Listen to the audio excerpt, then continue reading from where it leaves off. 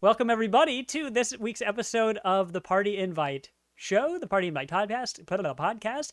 This is episode 122, I believe. Vilos is the one in charge of counting. He's our I mean, realistically, we're at 120. Okay, realistically, this is 120 because technically the two, what we've been playing, haven't actually been podcasts. But let's go with it for now. Well, good. That's crystal clear. So we're definitely in the 120s. Technicality. See, this is why I'm in charge of the snacks in the door, like Ashley Cachadorian. Yep. I'm realizing my text on the visual here has these backwards, but the games we're going to talk about today, we're not doing a party topic. We're focusing on what we've been playing.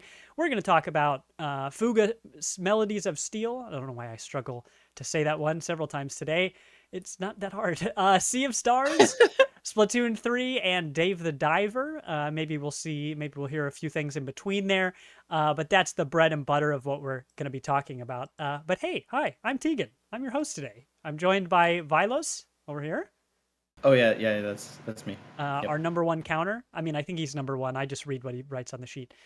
He would know because he's the counter. Right, so I just have to trust him. I will say that. I am definitively the number one counter, for sure. And we got Sovereign Sid. Oh, Obsydianyte now, remember? Well, you told me you'd be very clear when your name changed, and then I did not hear when that was. It was literally the last show. We made a joke about how it was not it was obvious. Oh my gosh. Okay, well, I've asked you what your name was like 9 times, and the one time I didn't ask, well, that's for clarity. All right, everybody, joined by our new and old friend, Obsydianyte.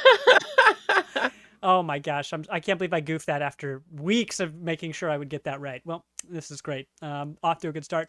Well, the three of us are all here this week, and I'm excited to talk about all these games, but even though we're already cheesing, let's start with our opening segment of Blissin' Up. We want to talk about the things in gaming or otherwise in our lives that have made us smile this week. This could be anything from a personal experience, something we read online, a memory that we were sharing with somebody, and anything in between. I was just talking before the show that everybody should go check out Tig Notaro's one of her many podcasts because I love that thing every week.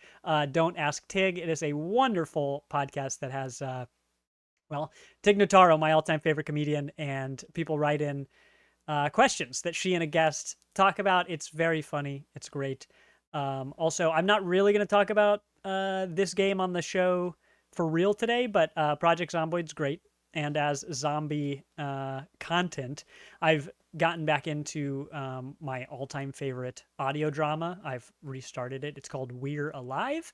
I know I've gotten at least a couple people in our community to check that one out. It's very good. It's my favorite zombie fiction and favorite audio drama that I've ever listened to. It's awesome. And it's really been getting the creative juices flowing for a new Zomboid server that we're going to have that's open to beginner and veteran players alike. So stay tuned for more details on that. I'll drop a link in chat for our big mega thread in Discord. But man, we're popping off on Zomboid right now. And it's so much fun. We played this past weekend with a few new people. We're going to start up a new server that is inspired by the movie I Am Legend. That's going to have zombies that are very scared of the light, very wimpy during the day, and very sprinty at night. It's going to be very, very scary. But life's good for me right now. Lots of good games, lots of good people. Spent a ton of time in Discord hanging out with everybody this week. So, I'm doing all right. Vilos, how about you? You try any kombucha yet? I'm just kidding. I'm not. As far as mine this week was really today. The Nintendo Direct and the PlayStation State of Play were today, and I know Saab's gonna have something for it, but I mean that was like exactly what I was going to talk about. But you go on. Oh, we're going to talk about different things about it for sure. But my personal pick out of there was Wargroove 2 release date. It literally was only officially announced last month and we got the release date, and the release date is October 5th. That's so close. Mind blown. That's like a month. Yeah, I hoped that it was happening that quickly, but we had no idea. And Chucklefish, the publisher, really like, I don't know if it was part of this whole Unity thing. They're like, okay, let's get this game out like as soon as humanly possible. Now they might have been like about to sit on it, but yeah, Wargroove 2 is coming. I am gonna buy it a couple different times, both Steam and Wargroove. Yeah, both Steam and Switch, and I am gonna definitely totally buy it for somebody so they will play it with me. Well, if it was on Unity, you'd be running this company out of business right now. Exactly. Buying all those copies. They can't afford that. Yeah. But yeah, Wargroove 2, I cannot wait. It's one of my favorite games of all time. The first one is, and the sequel just looks so amazing. I basically tried to ignore everything about the announcement today. I know what it is like. There's new factions. There's a whole new story element to it. Just looks like a lot of game, and they promised that this time around, you actually have to beat the campaign in order to create your own maps.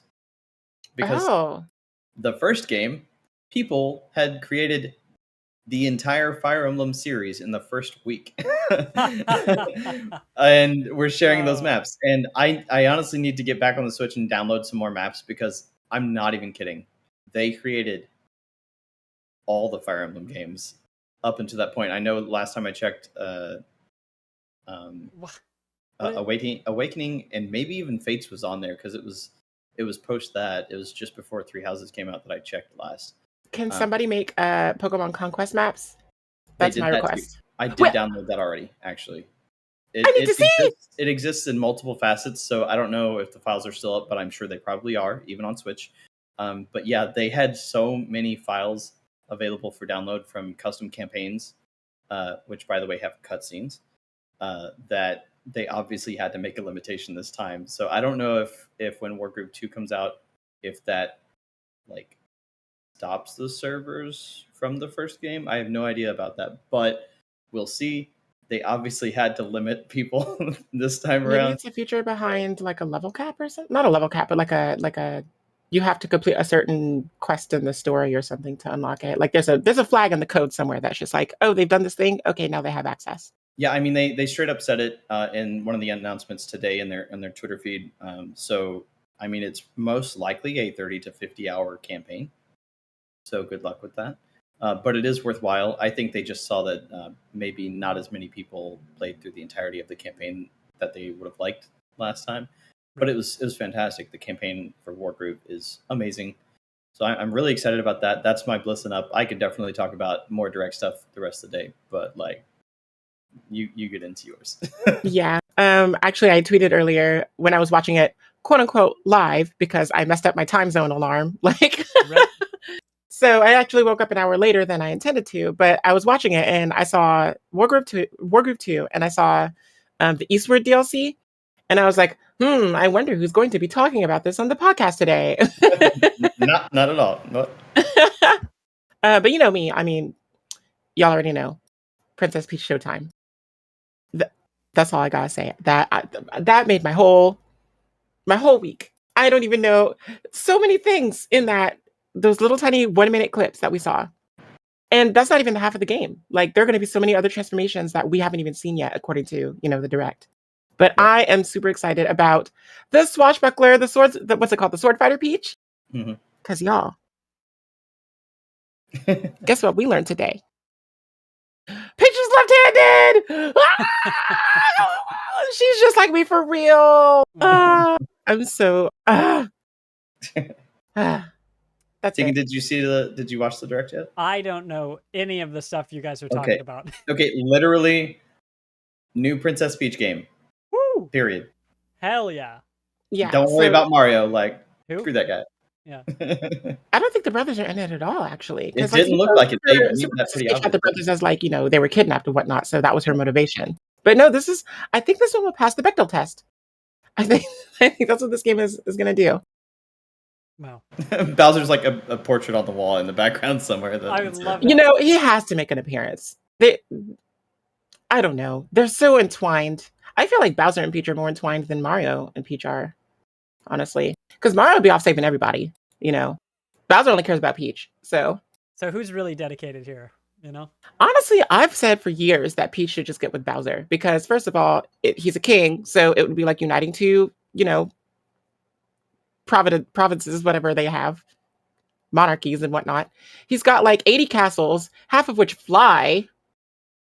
He's a dedicated father. He's a businessman. I mean, Although I don't know about dedicated father because I feel like Bowser Jr. is the only one that he's legitimately had any kind of interest in with the whole family. So well, the Kooparlings were less like family, like direct descendants of him until later. Oh So my then they started like showing him with all the. listen, he's been paying child support for a lot of kids for a long time. To whom, I wonder? I wonder if we'll get to meet her ever. It's Peach. Yeah, that's what we find out in this new game. Right. Yep. Well, awesome. Showtime or like Ho time. I just linked in chat to the thread you made, Vilos, in Discord discussing the direct. If anybody wants to go share hype or read about any of that stuff, that is the place to do it. Yeah, I haven't really yelled in there yet, but like I'm sure that's what I'm doing at like 1 o'clock this morning. You know. As you do. Okay, well that's a lot. That's a lot going on. There's also a state of play that I also know nothing about from PlayStation today from Sony. So we'll hear more about that. I saw that our friend Russ in Discord was excited about Spider-Man. I guess we saw more footage of that. It looked incredible. Yeah, they straight up said that they added 2 boroughs of New York. So I don't know if that's all the boroughs that they have now. At least it's at least 4 of the boroughs. It's crazy. So there's The island gets Manhattan, which is bigger the every default time. one, right? It's Manhattan, and then they added what? Coney Island and And Brooklyn. wasn't it? Brooklyn. Thank you.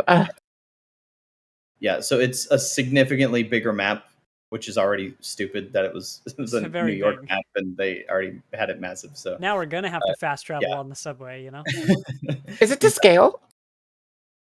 I think it's pretty damn close because they recreated things like the city museum and everything. Yeah, So my friend who went to Columbia University was able to find his dorm room on the campus of the school, so that's pretty cool. That's awesome. Yeah.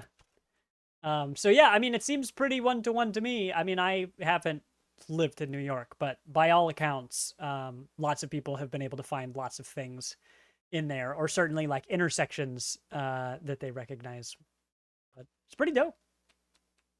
So let's see. Yeah, so Nintendo stuff, Sony stuff, and yeah, just a lot going on this week. Tons of people posting things about Starfield, about Sea of Stars. That stuff's still rumbling. We've got next week. I'm pretty sure we're already firmly established that we're going to talk about all of this Unity stuff. Just poke your head on any social media, any games related stuff right now, and you're going to see opinions about it. But we'll save that for next time. yeah, and we're saving it for next time because there's actually hopefully going to be action against it, and a lot of things with it are still ongoing. So we're going to see a corporation just get brutally manhandled, and I love it. Yeah, after all the stuff that happened with Wizards of the Coast and D&D recently, I think everybody's kind of, they've gotten their warm up, and now as more companies come forward and are just like, "Hey, we need your money," everybody's like, "I have practice. Get back."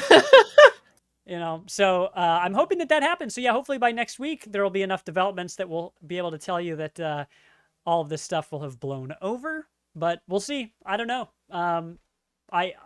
I have a lot of research to do because there's a lot to take in, and I don't know anything about Unity. So anyway, we'll be back next week to really dive into that because that's a big thing that's happening right now that affects a huge amount of the industry. But that's for next time. No party topic for this time. We want to talk about the games that we've been playing. So, Vilos, you've been playing these too. Let me reorder the stuff on screen to get it right, but which one do you want to start with, Fuga or Sea of Stars? We'll go ahead and start with Sea of Stars since I have talked about it before. Now it's just like my final thoughts, I think. Mm-hmm.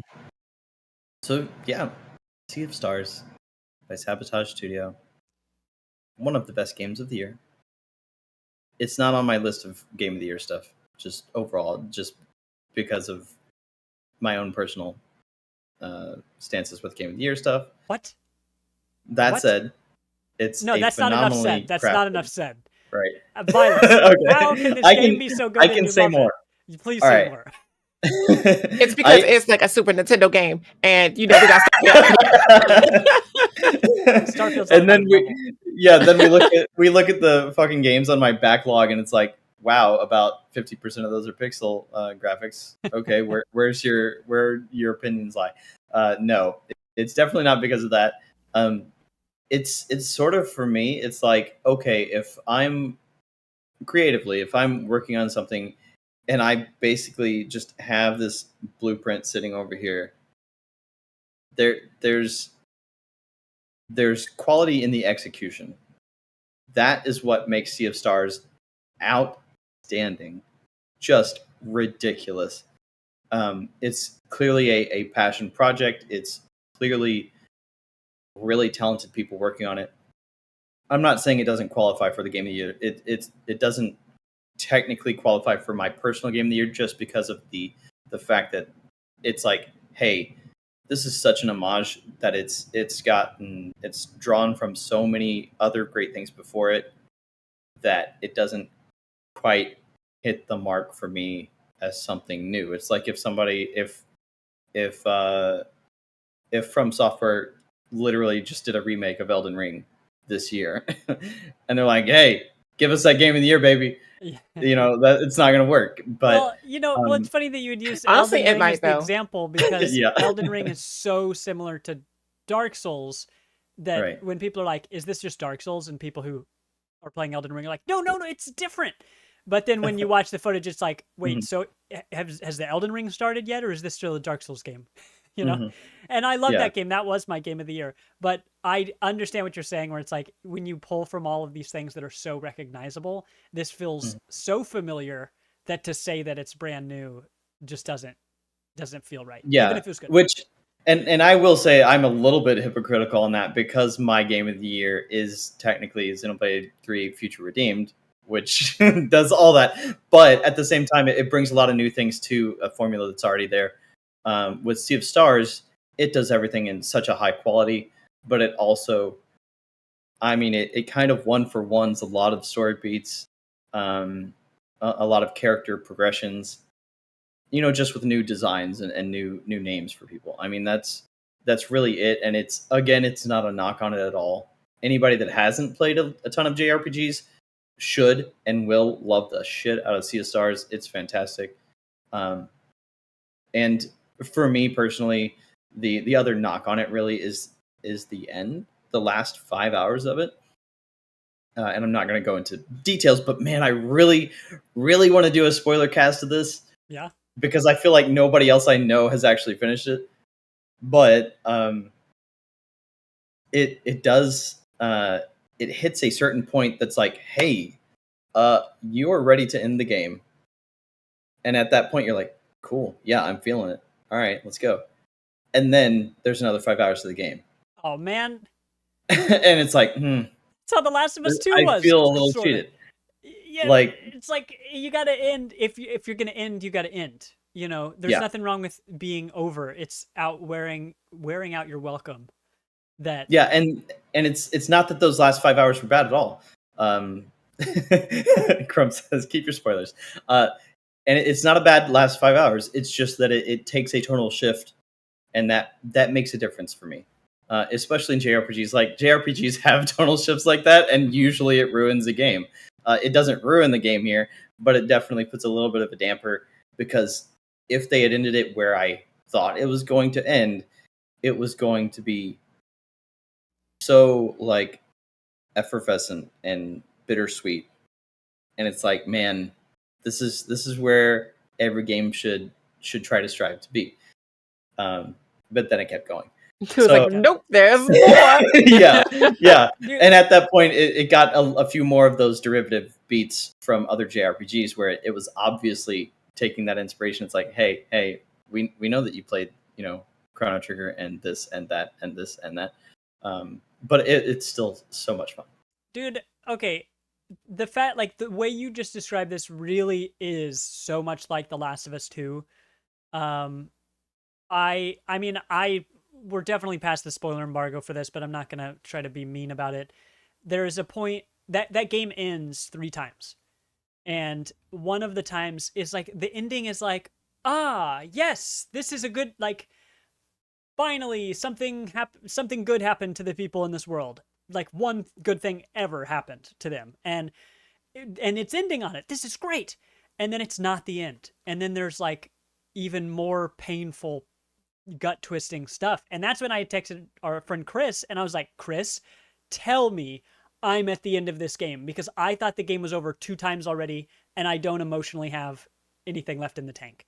Like, I need this to be over. And he's like, you're almost there, buddy. Just keep going. And he was right. Just 30 more hours. Oh my I gosh. promise. Fortunately, it was only like a couple more hours, but those were 2 hours that I spent the whole time thinking, boy, I sure wish that was the ending back there.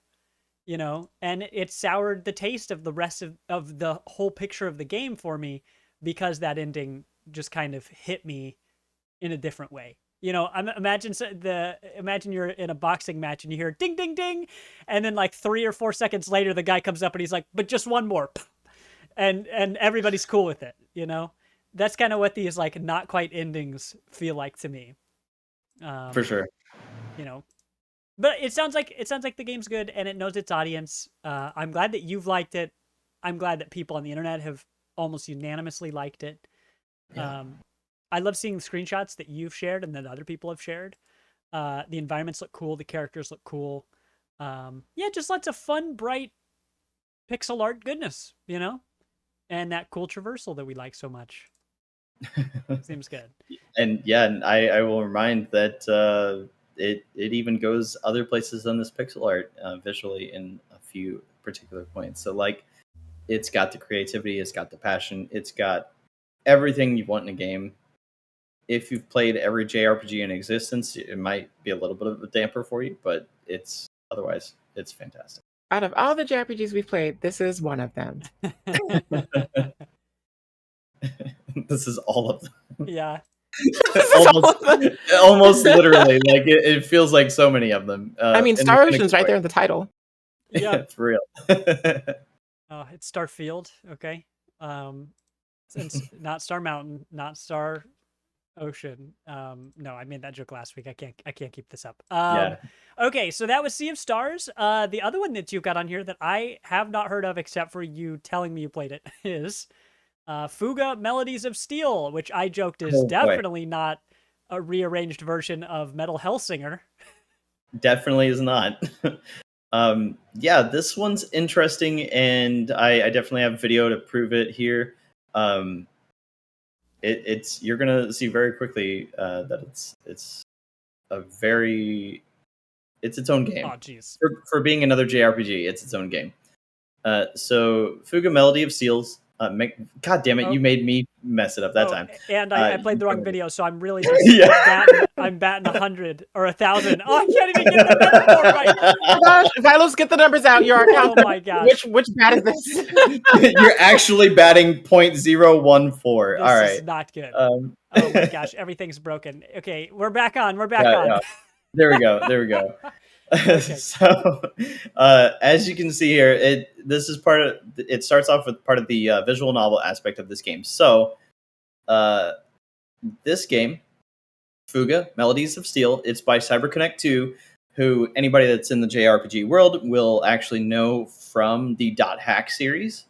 They did the Dot Hack series, both the originals and the Dot Hack /GU, as well as somehow a lot of the anime games over the past 15 years, like a lot of the Naruto Ultimate Storm, is it Ultimate Ninja Storm or Ultimate Ninja? One of those. DBZ those, Kakarot. any of those sound right to me. Yeah. Dragon Ball Z Kakarot, they also did. They did one of the JoJo's Bizarre Adventure fighting games, and a couple other random anime games. So here we've got what is an original IP for them, but still very anime heavy, anime influenced.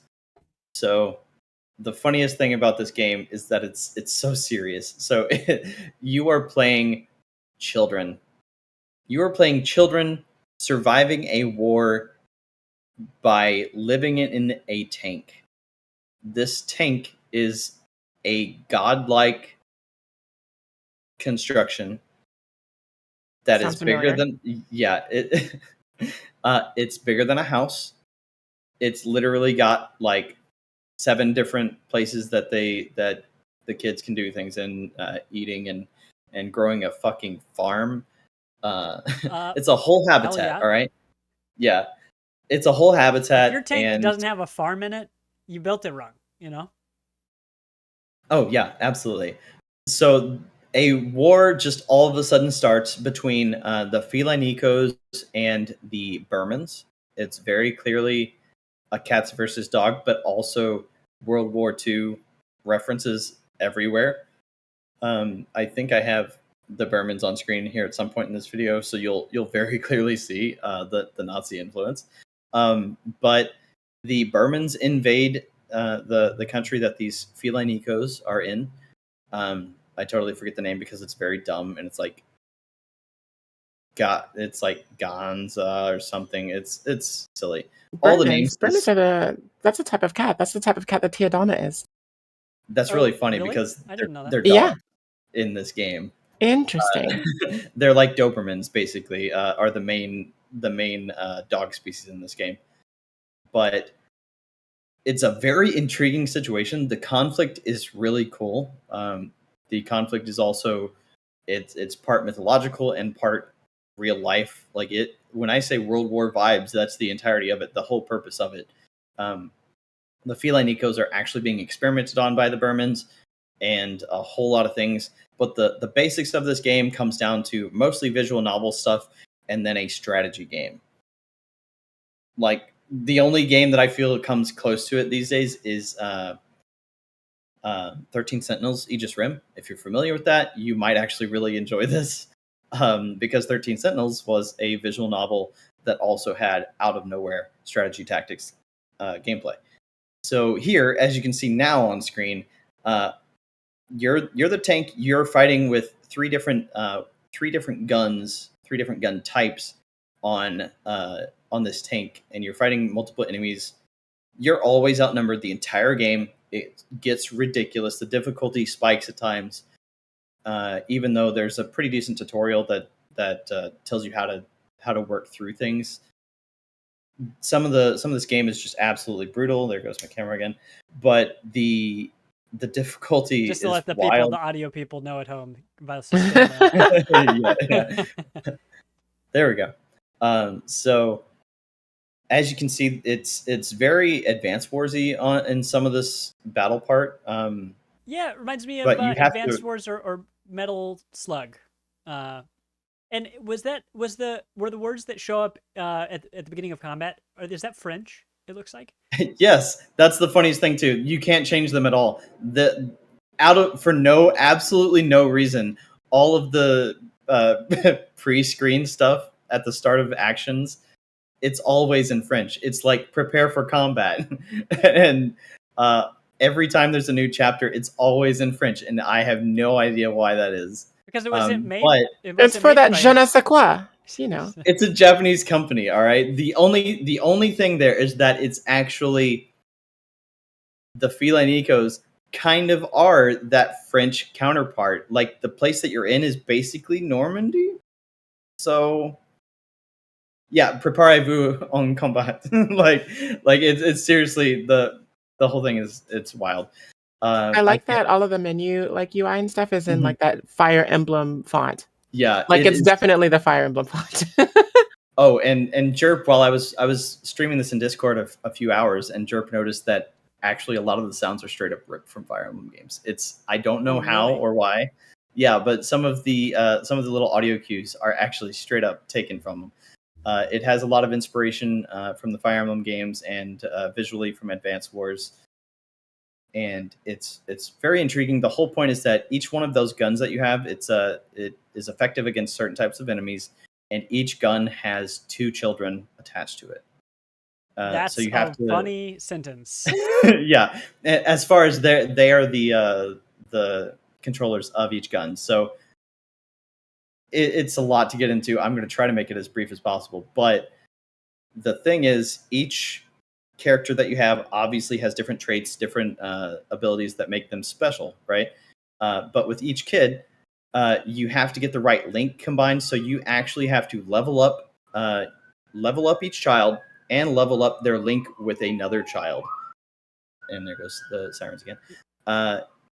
Because if you level up the relationship between the two children, they can get special abilities later on as they level up together. I've played Darkest Dungeon. Everybody's got to be Yeah. pals. If they're not Yeah, pals, they ain't winning any battles. Actually, I hate to say this, but you might actually enjoy it because of the Darkest Dungeon kind of mechanics. Oh hell yeah! The thing is, and it's like Odysseus joked in chat. It's like Fallout on wheels. I liked the Fallout settlement game. Yeah. So the idea of being in a moving house that has a bunch of compartments is checking boxes for me. Yeah, and like Chrome says, the art is really good. It's fantastic, honestly. The thing is that during battle, the children can not only get injured, they can get knocked out, but they can get scared. Oh, that's the worst thing there is. No, it's not the worst or thing. expelled. No, what's truly the worst thing? They can get depressed. Oh, that is That is the worst, And actually. It literally takes them takes the fight out of them, and it makes shit so hard because basically if your total tank HP ends up under 50%, then basically it depresses everybody. And the second each character is depressed, their accuracy is 50% from whatever it started at. So like one of the main, like this guy right here actually has really good accuracy.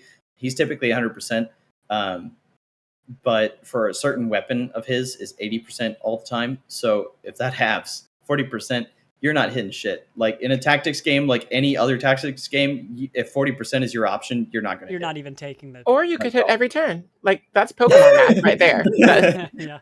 In general, but 30% to be paralyzed. Oh, I'm paralyzed for 5 turns in a row. Got it. Cool. Thanks, math. Thanks. But at the same time, like that's 90% in this game. If you have 90%, it's like, oh, you're never gonna hit it. You're never gonna hit it. Like, damn it.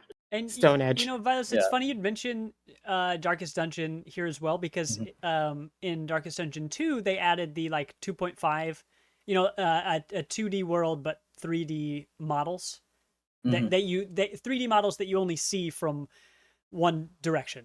So it's kind of a mix between 2D and 3D. The combat in here is very similar to that. The background does look 3D, but the characters kind of moving and huffing and puffing as like combat is going on is also very similar to that. Given that I don't think Darkest Dungeon 2 came out so recently that it would have super heavily influenced the development of this game. Maybe, I don't know.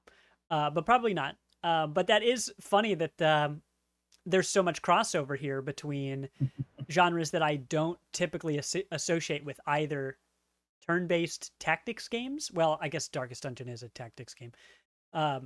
But anything with the like heavy JRPG visuals or I don't know, the mix of like characters and combat and stuff.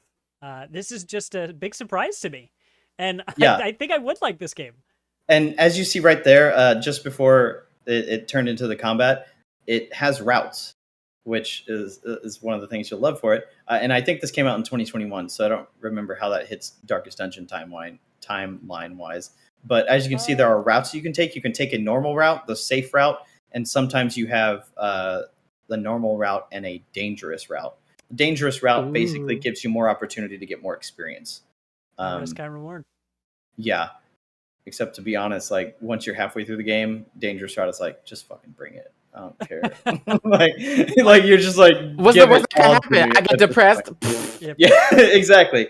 And the big thing with this game, I love it, but I also hate it because it was the #1 issue with reviews. If you check on Steam and Game Pass and all that, is that this game has a weapon that will end any battle, right? Antidepressants. But yeah. Oh no.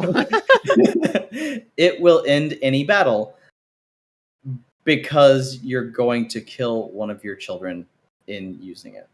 What is it? Fire the child at the enemy? It's a soul gun, all right? It literally kills the child in order to use the weapon. But the weapon will clear the entire stage. You said that period. being depressed was the worst. The battle's done. That's the worst. Yeah.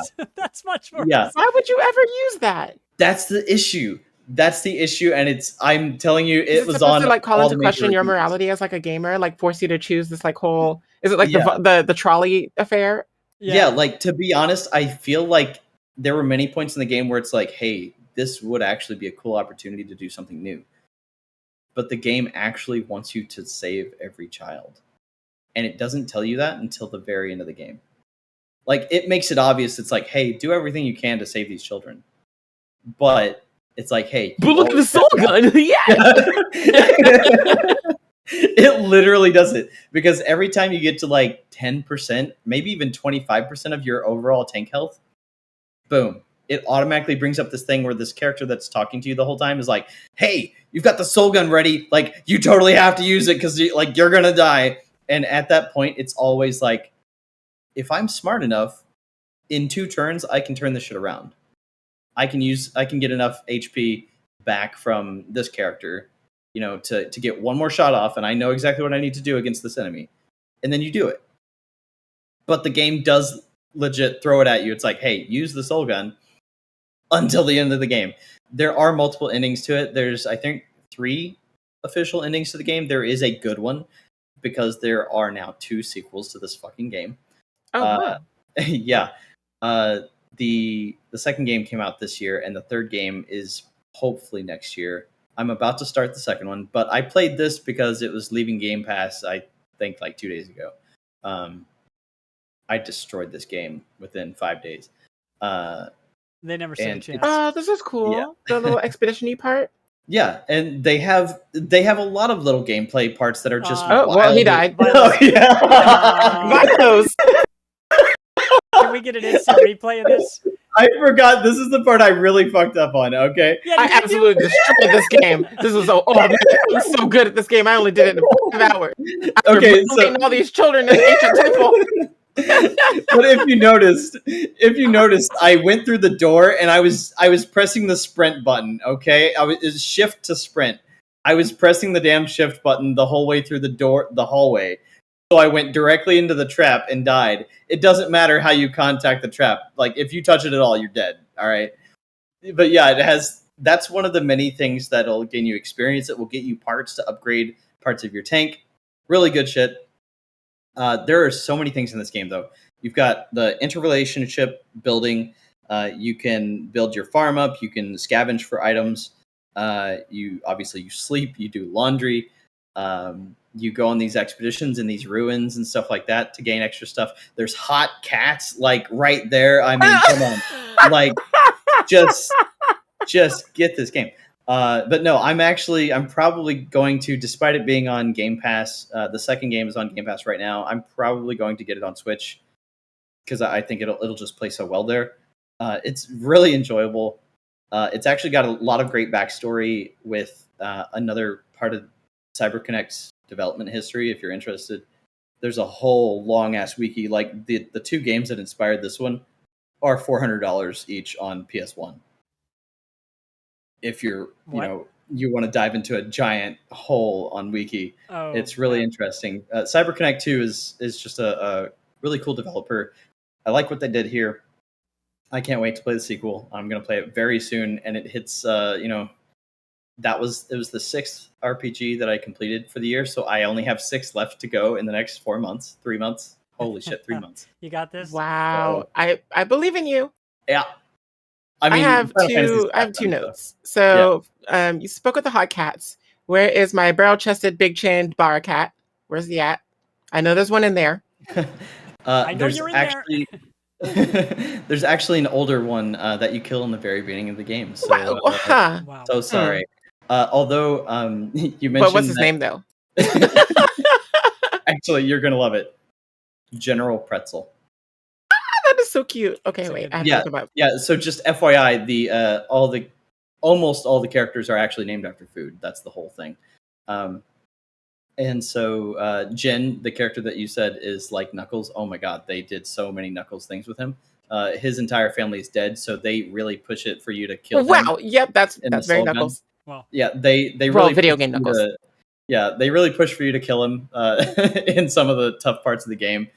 Like, it's really fun though. I will say, like, if you have that opportunity to use the soul gun and everything, it lets you. So sorry.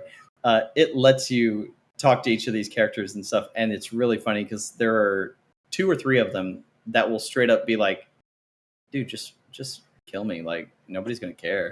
And it's really it's really harsh. But the thing is, at the very beginning of the game, it actually forces you to use the soul gun, and then it does time travel bullshit.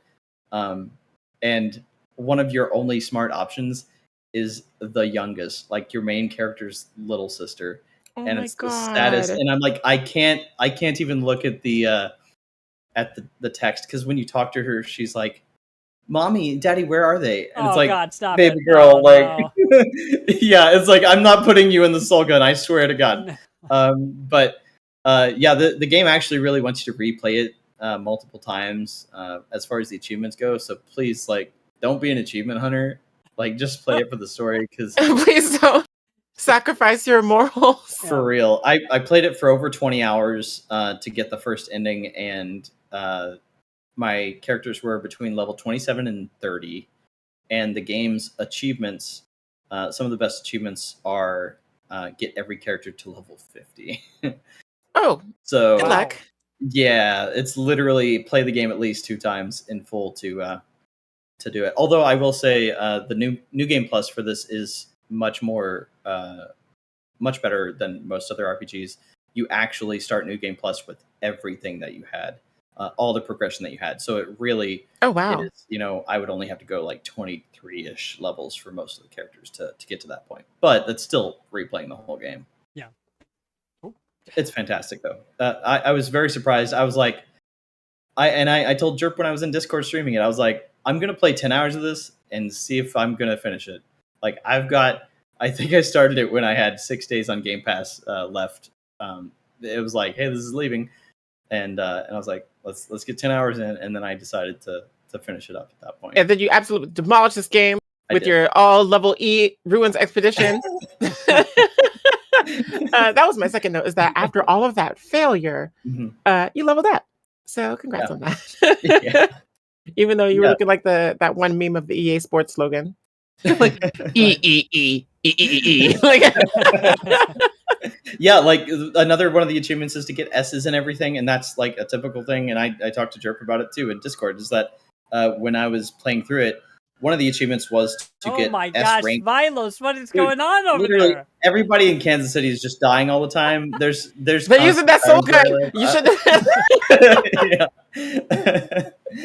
So the rank. I know it really goes by a lot of other tactics game standards, but I was getting S rank on the technique almost every match I played, almost every battle.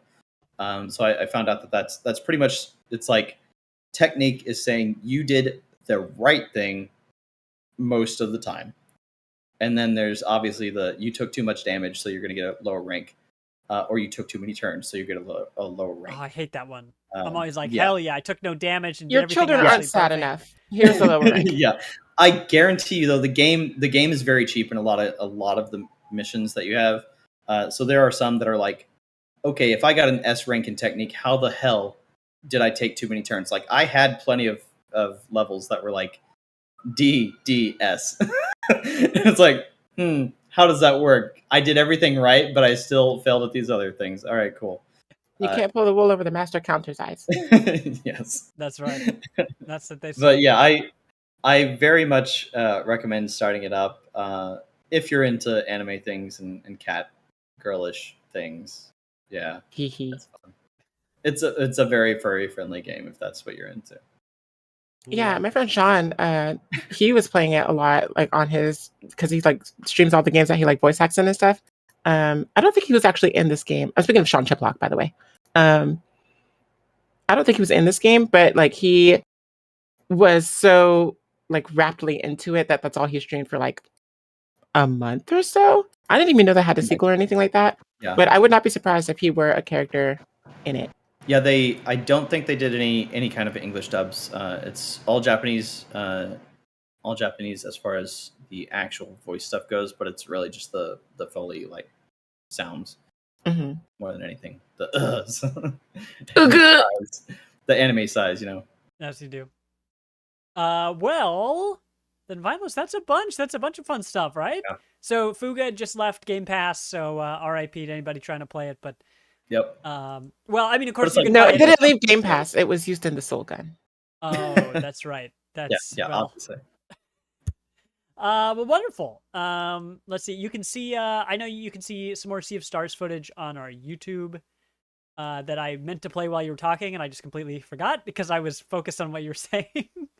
But you can find that on our YouTube channel if you are interested in more stuff. I mean, Obsydianyte. Aha. Would you like to talk about? I mean, I'll still respond to Sav. Oh, I know. It's you know. Would you like to tell us about Splatoon 3? Yes. So this is a game in which children are not thrown into inexplicable war. Just kidding. Wild. Yes, it is. I mean, Splatoon is literally about, it's called Turf Wars. Like, they reenact the world's most civil war in, like, all of Nintendo. So, like, yes, it's about children doing war. And I'm going to talk about it. Woo! Yay! So this last weekend, before, you know, this week had passed, which is what last weekend is, I played the Splatfest, which was choose your favorite member of all the deep cut people, which are Shipper, Fry, and Big Man. So like the blue, the yellow, and like the big manta ray, right? Of course, I had to go after my team girl, my girl Fry, because I cosplay her. She's my favorite. Team dark skinned people, you know. So I'm actually wearing her outfit right now, like part of her outfit in homage to that Splatfest because she lost. Shipper won overwhelmingly because it's a global Splatfest and Shipper's a Japanese character and most of the player base is Japan. So obviously, like it was Fry's literally never going to win. It was Fry's never going to win. She's won 2 out of like what 13 Splatfest now. And I'm so sad. I'm so sad. But you know what? I will always, except for the times when I don't, support Fry.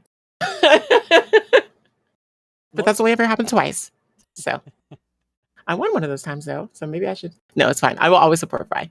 But I'm not going to talk about that because I talked about it on the stream. I did went a whole rant and diatribe about it. It's super sad because nobody loves Fry. We out here. We getting fried. That's what we are. But on top of that, I completed just the other day. I completed the Splatoon 3 like campaign. I've been waiting to do it like for the longest time. I mean, this game has been out for a year, and I still haven't beaten the first player story campaign, right? Because I wanted to do it all on stream. So I finally got the chance to finish it all up. And what we are seeing playing right now, if you're watching live on Twitch, is the footage that leads up to the finale. Of course, I didn't want to put the boss fight in there because I didn't want to, you know, spoil it for anyone who might actually still be working through the campaign themselves. But let me tell you what. It was phenomenal. That boss fight is so good. It is so much fun.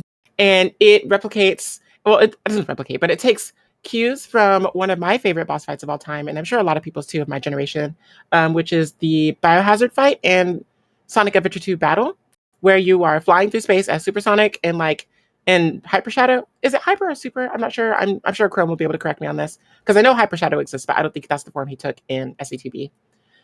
Anyway, you're floating through space. I think it's Super Hyper is the name. I mean, that might be the new form they unlocked in the Frontiers DLC because he's got blue eyes now. Sonic does. He's got Supersonic 2 going on. So we don't know. You joke, but you might be onto something.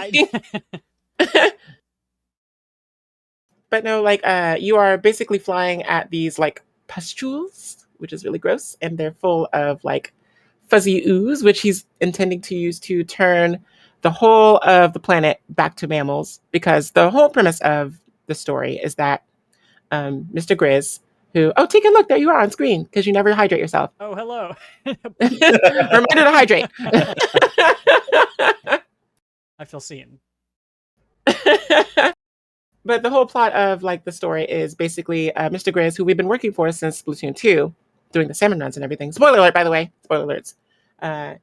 It turns out that salmon run was a front to get the golden eggs to power his device to spray all the fuzzy ooze all over the planet because he was the last surviving mammal of the big apocalypse that killed off all the humans, right? Well, one of the last one. We got Judd, right, the cat, and then we have his clone, Little Judd.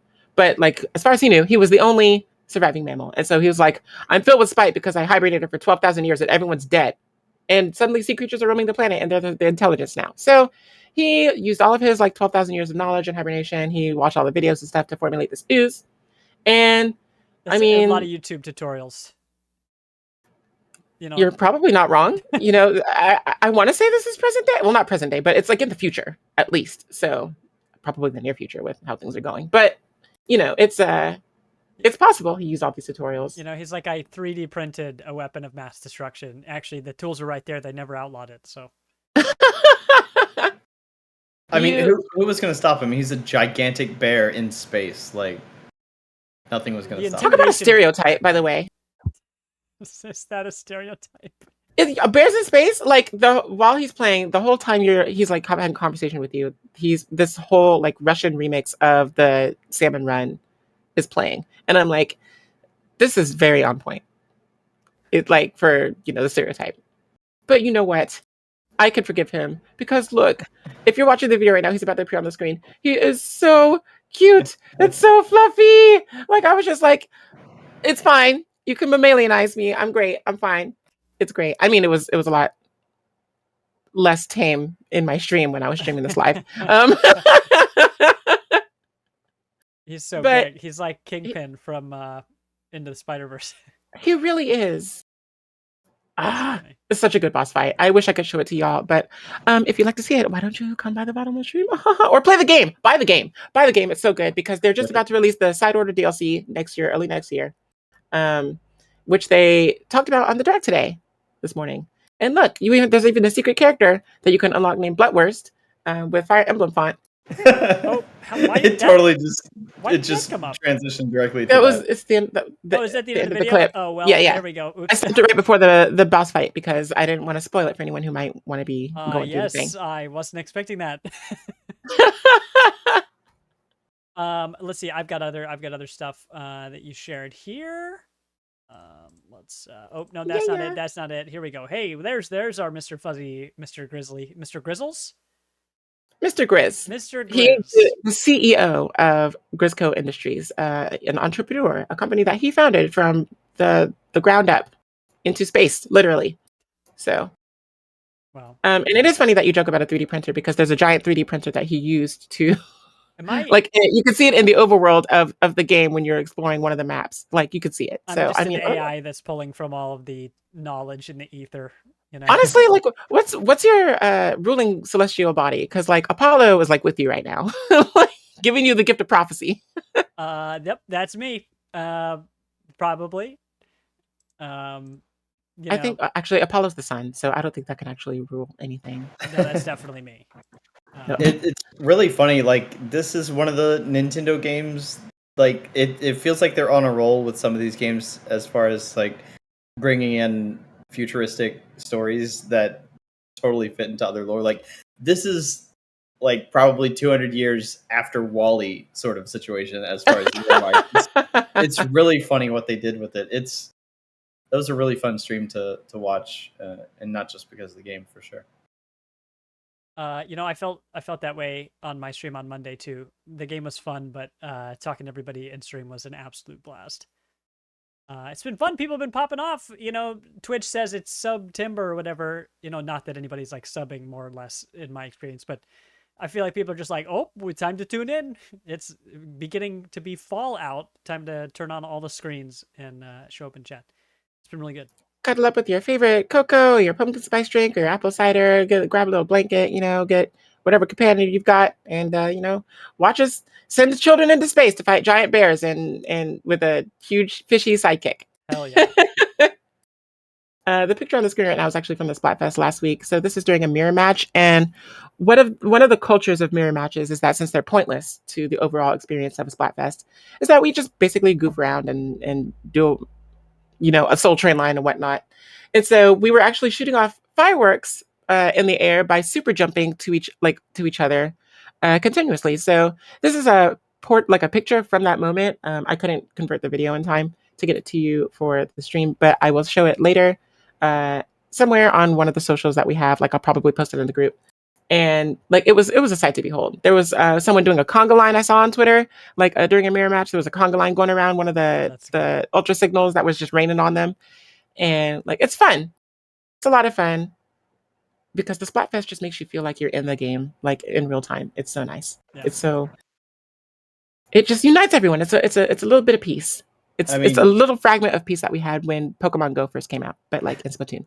Nice. It looks pretty obvious that most of the people in chat right now watch you, but just a reminder, anybody listening or watching this video that has not dropped by an Obsydianyte stream, you're not going to find more high-level Splatoon play, like, for real. You're going to be like, wait, you can get that many splats in a game? Like, what? I mean, I don't want to toot my own horn or anything, but my record in a match is 35 splats, so... Which is stupid. Like, and I think that it wasn't in a turf wars. It couldn't have been. But that's a 5 minute. That's a 5 minute period. If it was in a ranked match, it was 5 because turf wars are only 3 minutes long. Turf wars, my high splat was 25, but and otherwise it was 35. But that's 7 splats a minute. If the match went to the whole 5 minutes, which I don't remember, so I'm just gonna toot just a little bit. It's like watching it live. It's like the other team is just like, wait, who's on the leaderboard for their other side? And like, you're like behind them with your brush, like just about to wreck their shit. It's like if it's like an anime, it's like I'm a big silhouette with like the star eyes, whatever, with my ink brush. Like, you know, it's funny that you'd say that because when I went looking for stuff to make the graphic for today's show, the Sea of Stars head that Vilos dropped in here has big wide eyes. Mr. Grizz over here has wide eyes. I was like, oh, well, I immediately know what I can pull from Dave the Diver with wide eyes. And then for Fuga, I was like, Vilos, I swear, if you can give me an anime picture with wide eyes right now, this is just gonna blow people away. See, that's when you go into good old Paint or Photoshop and like. I totally didn't think about this character. By the way, this character's name is Socks. Like, oh, come on. Hell yeah. Oh, so cute. We're sock stands around here. But yeah, I love that yeah, you are the anime character in your game because this is the week of the anime silhouettes, I think. Yeah, we had you and Lady Zed and Vincent all playing Splatfest, looks like, over the past week or so. That seems like a blast. I mean, you've always loved Splatfest, or you've always loved Splatoon. I mean, you know, so similar to us playing Zomboid again, it's always nice to have something you can revisit, and each time you jump in, you're just as excited as you were, you know, any other time. Like it doesn't get old. You know, that's how you end up putting hundreds and hundreds of hours into an online game like that. Good stuff. Yeah, it's really hard to explain how, like, the phenomenon that you feel when you play a Splatoon game. Actually, I saw a really good video on it just the other day because Benson had shared it with me about how, first of all, interconnected all the games are, like from 1 through 3, but like just how the experience of playing them, like whenever I try to explain why I'm obsessed with Splatoon the way I am, it's so difficult to put into words. So I'm going to share this video in the chat once I find the link because I want all of y'all to watch it because it definitely encapsulates my love for Splatoon. So I'm gonna find the link and I'll share it in chat here. Awesome. I did shout you out here on Twitch. Everybody should go follow you. Thank you. You betcha. Are you gonna be playing? Are you gonna be streaming this game again over the next week? Yeah. I mean, even though I completed the story mode and I also completed the extra level after the story mode. Speaking of games that like quote unquote end, but then keep going. They did this in a really nice way. Is that the boss battle, you know, culminated in a denouement that like resolved the story and everything. But then there was an extra level that was like a culmination of all the challenges that we faced throughout the whole campaign, all packed into like one super long, mega challenging level. And it was so much fun. And apparently a lot of people in my chat were waiting for me to get to this level. And I was just like, oh, you just wanted to torture me. This is what okay. All right. I'm here now. It was kind of a thing to hint at side order, right? Isn't that how it's supposed to play too? Well, the title of the level is After Alterna, which the I think they said in the direct that the side order takes place. I'm not actually sure. I know it takes place after the Octo expansion, which took place at the same time as something else. So like the timeline is kind of foggy for me, but I think you might be right.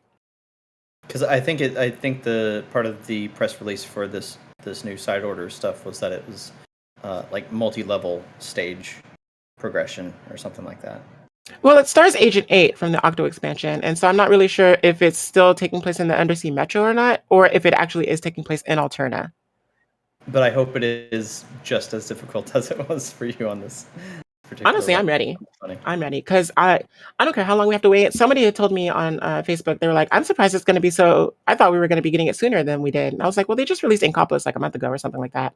And even if we do have to wait until next year, I don't care how long we have to wait. That DLC, if Octo expansion is anything to go by, that DLC is going to be the greatest like narrative upgrade to Splatoon that we could ever ask for, or any Nintendo IP, because Octo expansion was so good.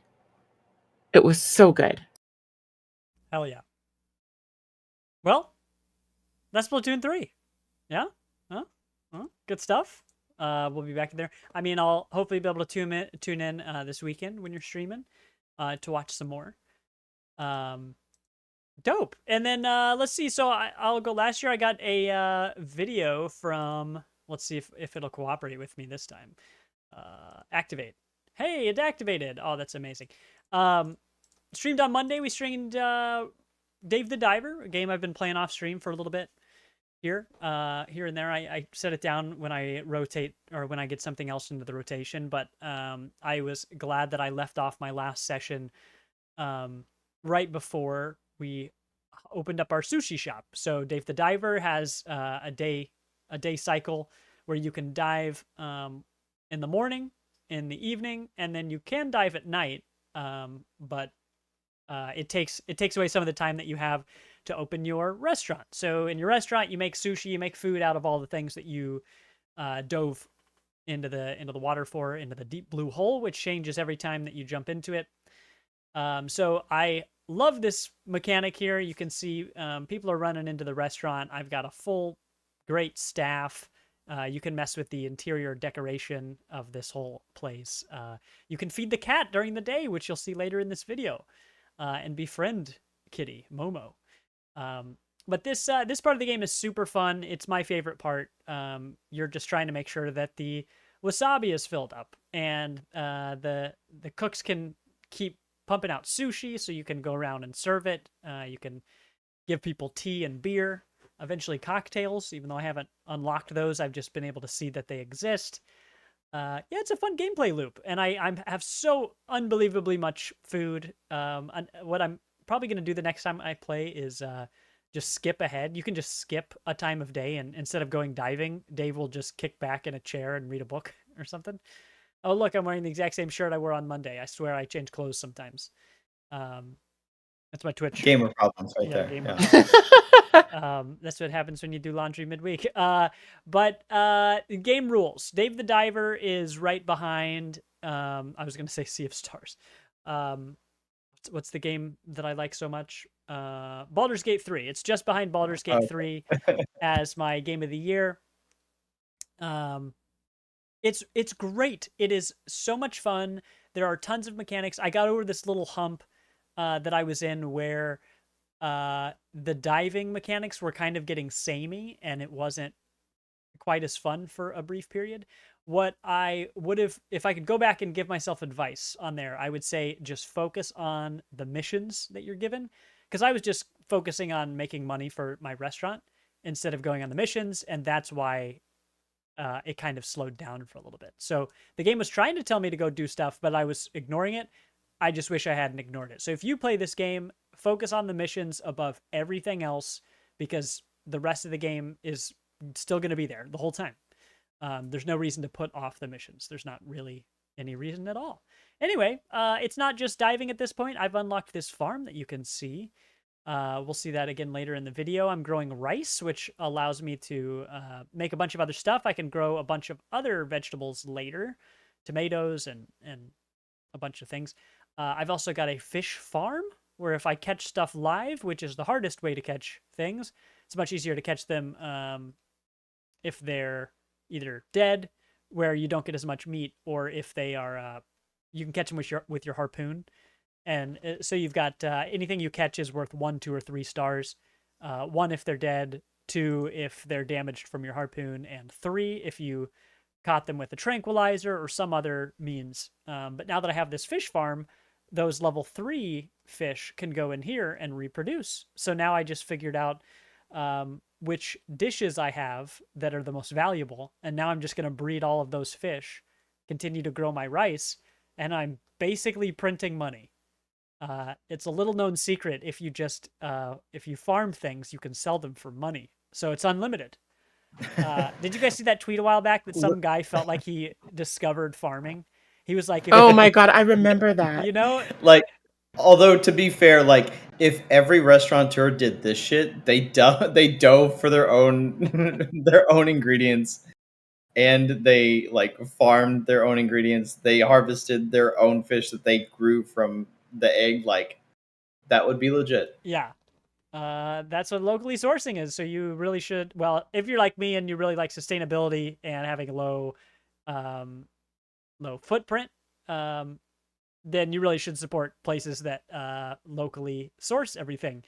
And I love that that's a part of what this game showcases is that when you have the right tools, it's actually much easier to harvest your environment without totally destroying it. Of course, this game is not trying to make a statement about that. That's just something that I like about it. You can very much just kill every fish, and the whole point is that this blue hole refills with fish every single time you go in it. So there's no such thing as over harvesting. So it kind of just sidesteps that right there. So again, it's not trying to make any message like that, but it feels really good to have this gameplay loop that has you exploring these cool areas, seeing all sorts of fish that are mostly real fish in the ocean. Sometimes you fight bosses that are definitely not real. They're like supersized versions of real things. Um, but yeah, taking all that and then turning around and cooking the food and trying to build your not Instagram but your Cooksta profile, which you can see when you serve new food and make happy customers. They will take pictures and post it online, and the pixel art of that stuff is really good. So hey, look, later in my stream, my rice was ready to harvest. If you go talk to the farmer guy, he makes a Skyrim joke about taking a harpoon to the knee, and that's why he can't do something about the farm anymore. I don't know. Oh my gosh. This game is chock full of references to other games. There's a character that is basically grown like big guy Ash Ketchum. It's got a great sense of humor with all this stuff. It's very tongue in cheek. But yeah, things are going pretty well. I don't want to like spoil literally everything in this game, but the important thing is that this game has so many mechanics that they're always drip feeding you that except for that brief time where I was ignoring the quests, which I should not have done. Besides that time, the game is always giving you so much fresh stuff that you're never just stuck wondering why you're doing anything or looking for something to do. Which in a game like this, where it's fun to just dive and not worry about stuff because there are no time constraints at all. I mean, you want to catch stuff and serve it to make money to like upgrade your weapons and armor and oxygen tanks and stuff, but there is no pressure in this game, which is ironic because you are under the sea. There's lots of pressure down there. Vilos loved that one, knocked him dead. I really laughed in real life. Yes.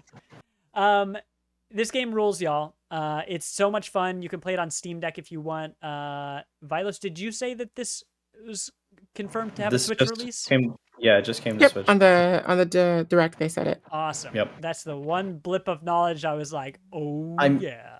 I don't remember the date, but the demo is out today, so you can see if it works just as well today.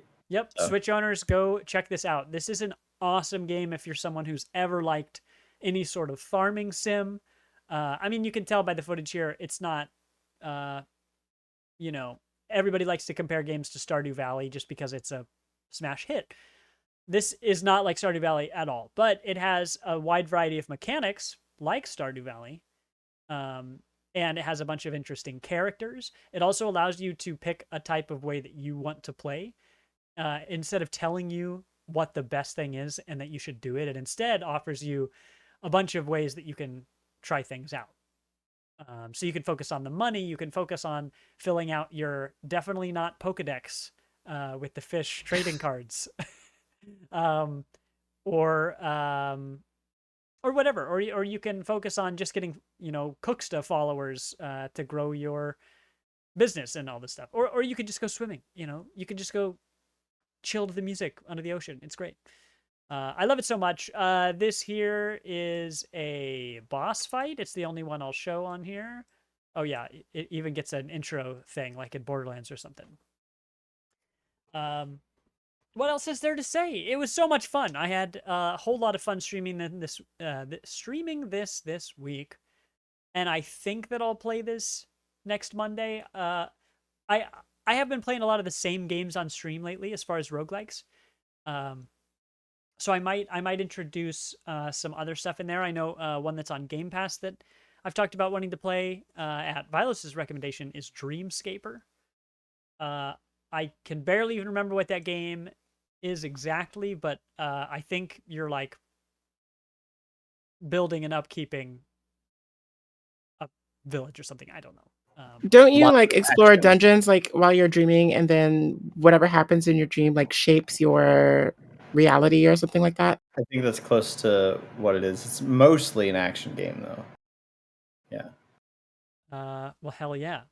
Well, I'm interested in that. I wish Loop Hero was more streamable, but it is like the least streamable game of all time. It is an idle game, which is great for me to play. It's fun, but just there aren't a lot of games that I would say that I just won't stream, but I will not stream Loop Hero. It'll bore everybody to tears. True. Yeah, so I'm not going to do that. So I need to find some other games to throw in my repertoire here. It's not like there's a shortage of roguelikes though, so we're gonna figure that out. Anyway, right here, we fed the cat enough, so I became friends with the cat enough that I got my first like mission. I got my first like story beat with this character. And I got really frustrated because the game does not tell you what you're supposed to do. You're supposed to sneak here.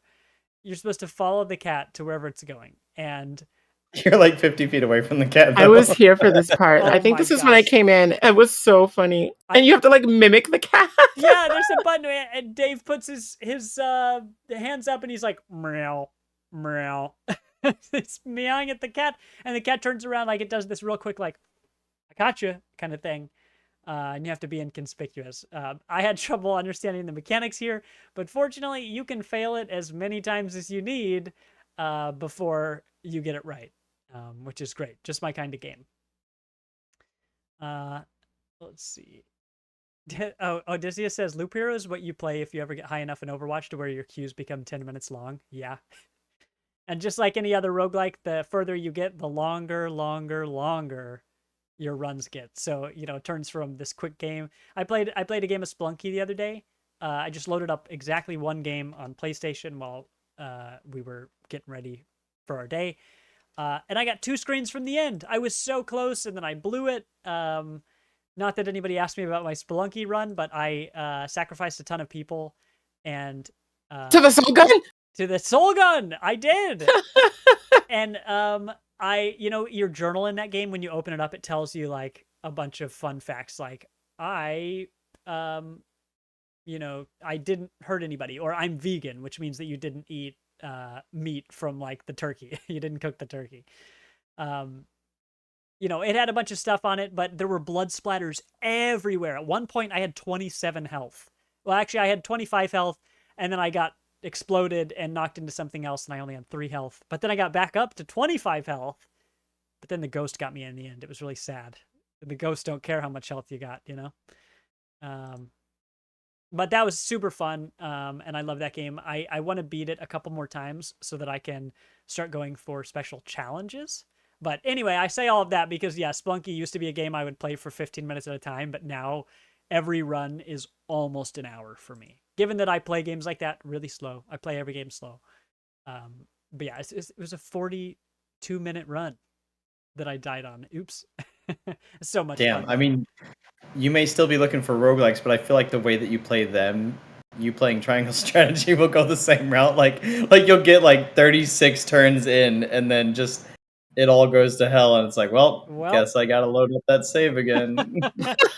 that may be. But I gotta cut my teeth on something. I haven't played a single player linear game in a while. It's just been out of my gaming diet for so long. So maybe it's time to try some new stuff out.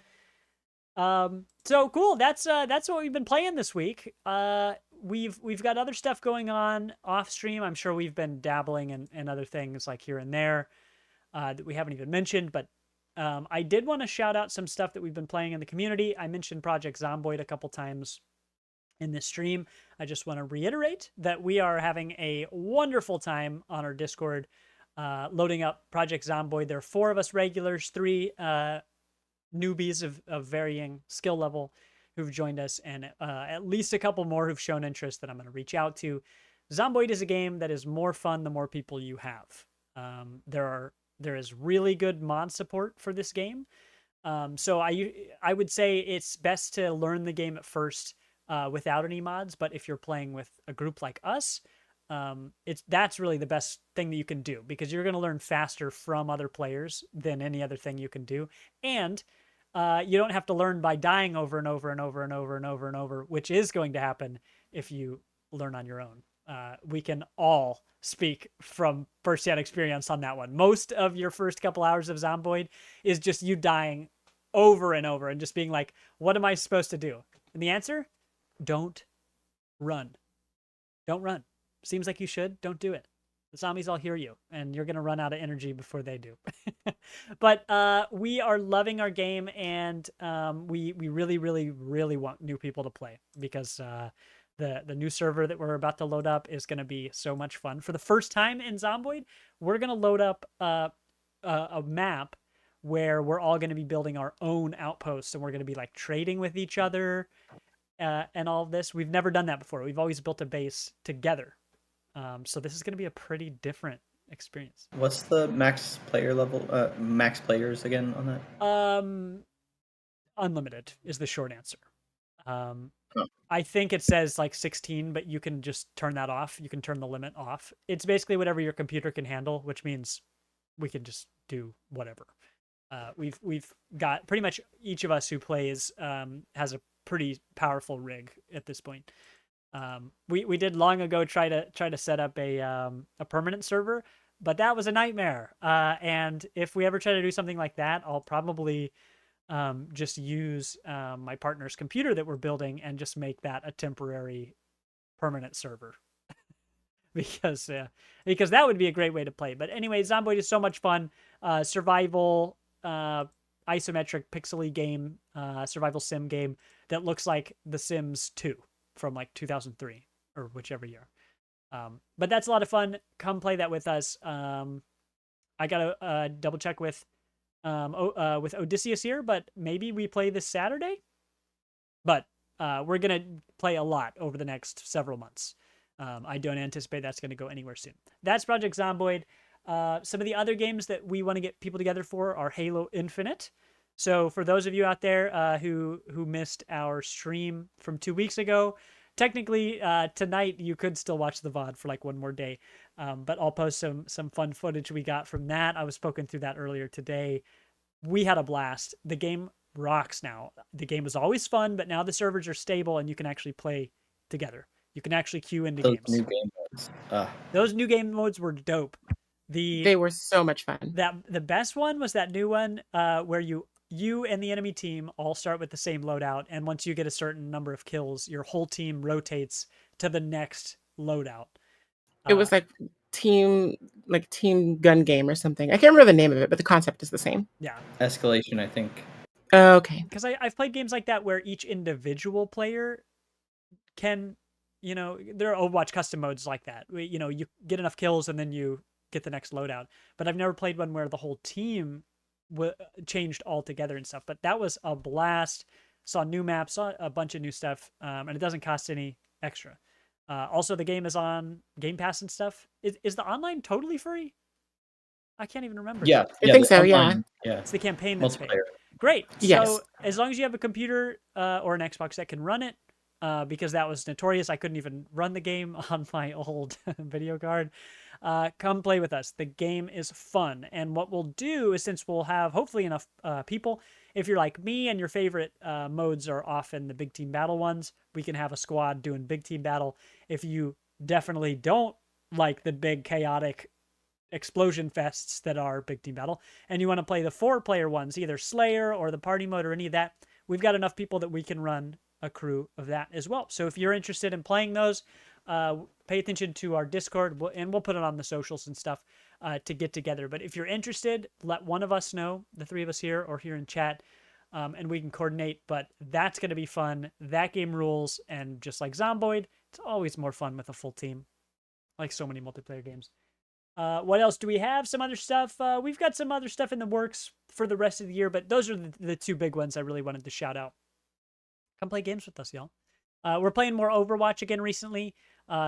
Sav, in your big stream 2 weeks ago, we all got together. We got a full 5-stack for Overwatch 2. That was a blast. We even got a couple people out who haven't played in a long time, so that was good. That was a lot of fun. Yeah. So yeah, more of that. So hit us up. You can go to discord.gg/partyinviteshow, or you can visit all of our socials by going to our website, partyinvite.games. So this has been what we've been playing episode. Next week, we'll be back with the party topic, talking about all this Unity stuff. Hopefully, we'll have some good news for you by then. Fingers crossed. But yeah, I'll be back on Monday to stream. But right after this, if you stick around, you're going to see the full release of Gunbrella, a game by Devolver Digital that is described as a punk noir.